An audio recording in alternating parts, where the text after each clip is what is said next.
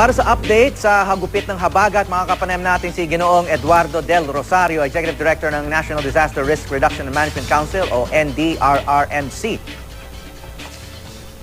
Ginoong Del Rosario. Magandang umaga po. Magandang umaga po. Si Howie Severino po ito ng News to Go. Ano po ang latest update nyo tungkol sa habagat? Well, as of 6 in the morning today, ang total po ng casualties natin ay umaabot ng 53. And of this number, 8 po ang patay, 41 ang sugatan, at 4 ang missing. Ang majority po rito sa injured na 41 ay yung na-recover ng mga tourist sa Singaang Cave at 30 ang na-recover natin doon at minor injuries lang naman. Of the affected population, ang total po natin ay 223,991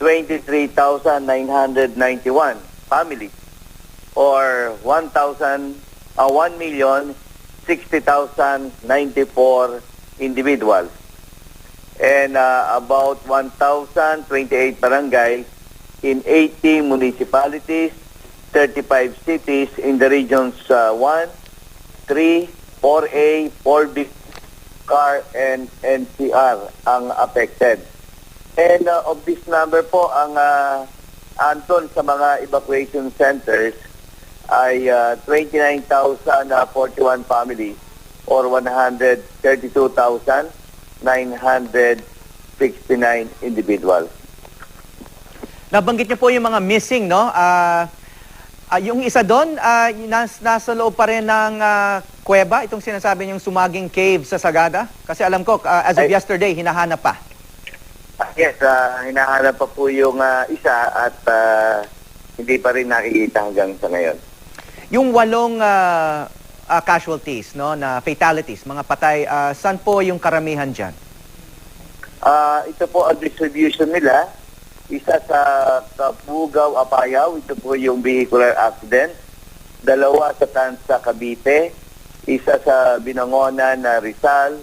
Isa sa Maribeles, Bataan. Isa sa Lubao, Pampanga. Isa sa Malolos City. And isa sa Minalin, Pampanga. Yung sa Apayao po, ilan po ang namatay? Ito po yung vehicular accident. 10 yung nasugatan dito. Unfortunately po, isa ang namatay. Yung siyam ay seriously injured. Yung vehicular accident ay may kaugnay dito sa ulan? Yes, naging slippery kasi yung karsada natin. Kaya ganun po ang nangyari. So gaano kalawak na po ang pinsala nitong habagat na to? Mula Laguna ba or umabot ba ng Bicol ito hanggang Ilocos? Tatalaan po natin ang affected areas ay NCR, CAR, Regions 1, 3, 4A, and 4B. And 4B? Opo. Yeah. So sa ngayon po, saan ho ang pinakamalakas na ulan sa kasalukuyan? What are you watching out for? Sa monitoring ng Pag-asa, mostly concentrated ngayon in Central Luzon, especially in the western portion. Central Luzon, okay. So yun po ang pinaprioritize nyo in terms of monitoring?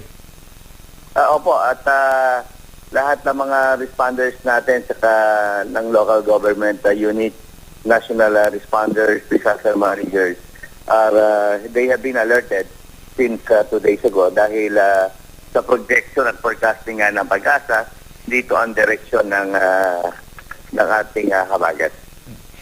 Yung sa overview nyo po, ano po yung pinaka-apektadong probinsya o rehiyon sa ngayon? Well, ibase natin ito sa number of flooded areas in terms of municipalities affected.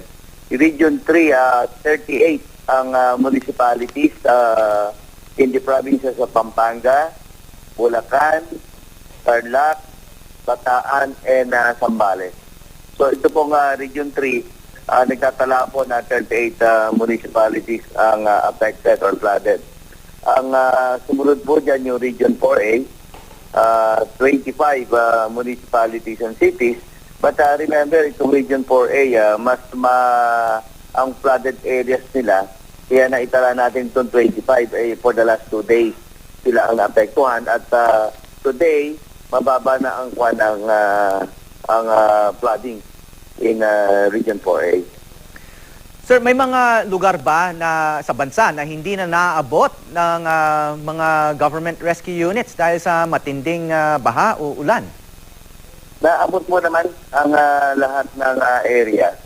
At meron naman tayong historical data kung alin yung lugar na medyo mababa at yun ang prone to flooding.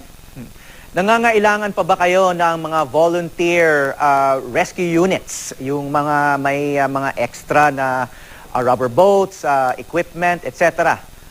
Marami pa bang nangangailangan ng rescue sa ngayon? Sa ngayon, depende kasi ang needs kung talagang sabay-sabay ang flooding sa isang lugar. Yung pong mayroong mga rubber boats na voluntarily gusto nilang i-provide, kung saan pong lugar ito, all they have to do is to coordinate with the provincial or municipal DRRMOs. Sila po ang nag-allocate at magsasabi sa inyo kung saan nila kayo itatask na mag-provide sa rescue operation. Yeah. Sa ngayon po ay nakapagbigay na ba ng instruction sa inyo si Pangulong Aquino?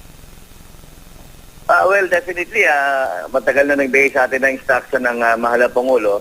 3 days ago pa nung na-announce na magkakaroon tayo ng malawakang habagat. At actually, ngayon, bibisita ang ating mahal na Pangulo sa mga evacuation centers in Laguna para bigyan ng moral and relief goods yung mga kababayan natin. Okay.